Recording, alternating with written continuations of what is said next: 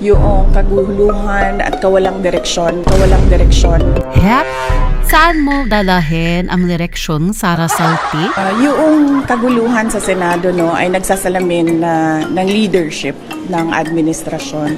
Yung kaguluhan at kawalang direksyon ng ating bansa ay nagsasalamin ng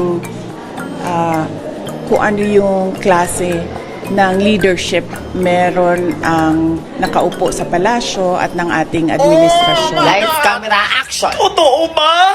Sure na? Na may iba ka ng mahal? Fake news yan. Aminin mo! Aminin mo! Aminin mo! Ang dapat nating tandaan, ito naman ay nasa records.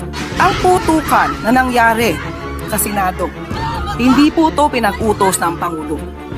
Ito ay may pagsang-ayon si Senator Alan Cayetano. Inamin din naman ni Senator Bato de la Rosa kung bakit pinilit na siya'y pumunta at bumoto. Una, to change the leadership. Pangalawa, for the impeachment. So ang mga tao sa likod na to, ang lahat ng ito, lahat sila yung nagsasabing dapat na ibasura ang impeachment. Ito ay lahat para sa proteksyon ng Vice Presidente. Ang pagpapatakas kay Senator Bato de la Rosa sa tulong ni Senator Robin Padilla, hindi ito nanggagaling sa Pangulo. Ang dalawang sinabi nating senador ay kaalyado ng Vice Presidente. So hindi totoo na patungkol daw sa kahinaan ng liderato sa administrasyon. Kung hindi ito ay sa patuloy na pang-aabuso sa kapangyarihan para lamang sa kanilang mga kaalyado.